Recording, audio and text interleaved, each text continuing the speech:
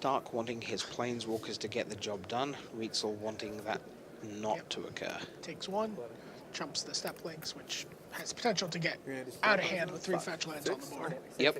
I know.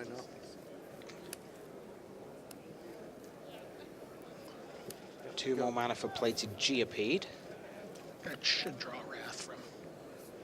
And there is Wrath, Day of Judgment, number 2 from Stark, who is still sitting on 4 land. Not often you see the Boros deck with 8 land in play to 4, but Rietzl has passed the turn, so the second wave, at least currently, was the last wave. Squadron Hawk. Ratchet Bomb. Land, past the turn. Had this ever rolling parade of graphics behind the 2 players, showcasing all that's great about Magic Weekend. And right now, what's great is that 2 of the best players in the United States and 2 of the best players in the world are fighting for $40,000 here in Standard. You see a Glacial Fortress there, and a Baneslayer Angel for Ben Stark. Things are starting to look up. There's Gideon Jura for Ben. Sort of a nightmare for Paul.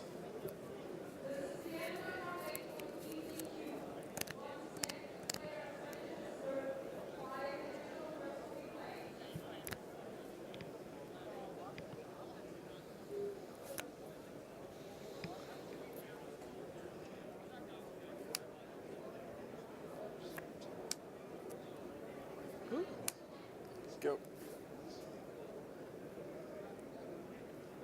It's an interesting card. Yeah.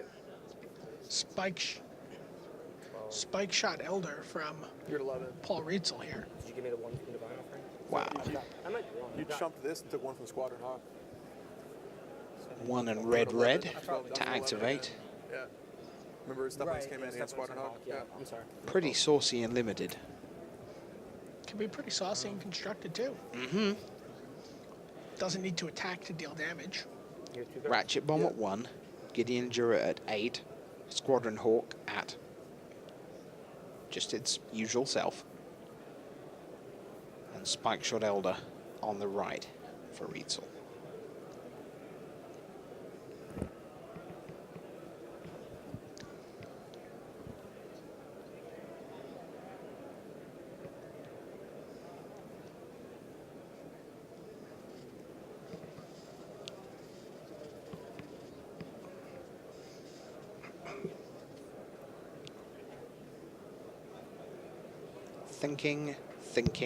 Thinking. The 3 biggest skills in the game of Magic the Gathering. Sure. Yep. Squadron Hawk. Spike Shot Elder is gone.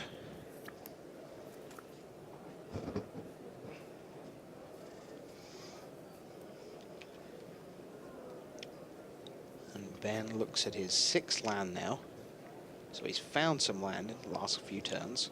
Start attacking with Gideon. Nope. So I'm going to make Gideon a 10.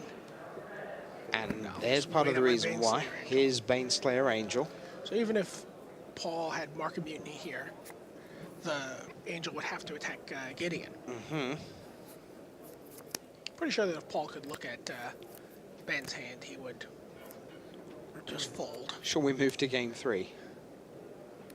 But then again, a lot of players would have folded against Patrick Chapin when Chapin found Wormcoil Engine with Treasure Mage. And there you see an answer for the Baneslayer, Journey to Nowhere. leaving Rietzl with Stoneforge Mystic and Lightning Bolt in hand.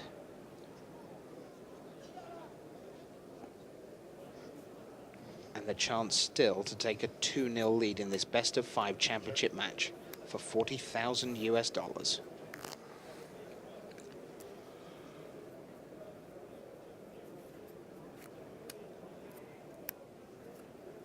I'll go get adventuring gear. Here you go. On it goes. By the way, I can get pretty close to doing 10 to Gideon. Indeed. With 3 fetch lands sitting at the top of your screen on the right. waiting to go potentially en masse to the adventuring gear.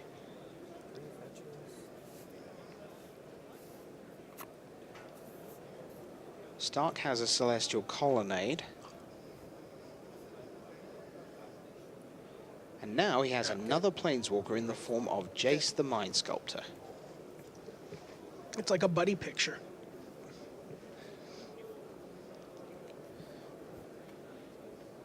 So Brainstorm from Jace the Mind Sculptor, so often the first order of business once Jace offers his loyalty to you. There's another Jace the Mind Sculptor there, Tectonic Edge, Island. Plus another Oust, Day of Judgment, and backup Gideon Jura in Ben Stark's hand. How many cards do you have left after that? 4. I'm going to go to 12. I'm going to get it. Okay. And Rietzl's like, yeah, how many cards are you going to have left once you've done that? I'm still going to have 4. So that's 0. Sure. I brainstormed to get in. You're up. Gideon all the way up to 12 counters now. Even those fetch lands are going to have a struggle getting through all that. See Marin LeBear smirking over his shoulder. Oh, it's Rob Darty again.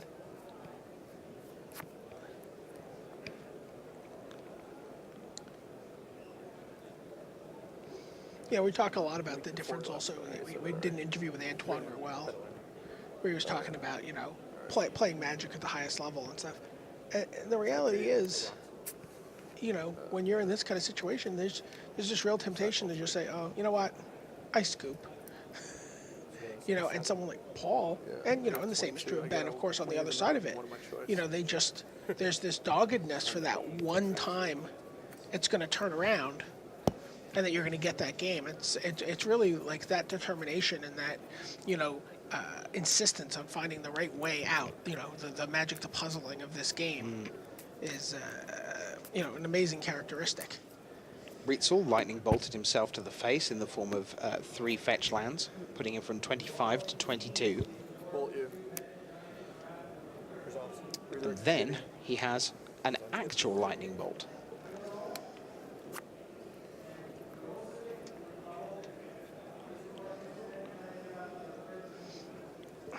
Now I believe he's going to arc trail his Stoneforge Mystic and Yeah. Ben. I guess I have to target my Stoneforge, right? I can't do it all. Oh, or himself. Chase. Go. And so Gideon has gone. All my cards are out. Appreciate it. Oh wait, there's another Gideon in Ben's hand. And he can come down and just kill the Stoneforge Mystic. Because it's tapped. Ben taking his time, making sure he makes the right play at the right time.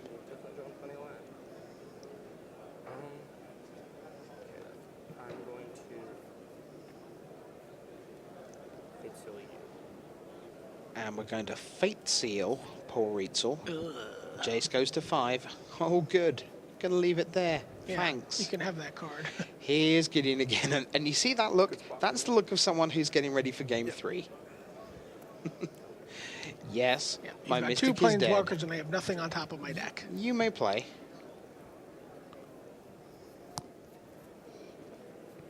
Is there any value here in Paul simply sweeping up and letting Ben Fate Seal repeatedly to see what's there, just in case there's extra sideboard information to come? I mean, it's a narrow edge, but edges often are. What is it? Archer. He just said he's letting Paul keep Arc Trail. Yeah. Celestial Colonnade 12. and Gideon. I'm not going to lie to you. Your turn. So Rietzl, who's been above 20 for so long, Seal you. Yeah, I'm dropping it. suddenly you're going to see a lot of his life chunk disappear. That And was shortly a after different ball that, to you're going to score. see all his life chunk disappear. So we are at 1-1.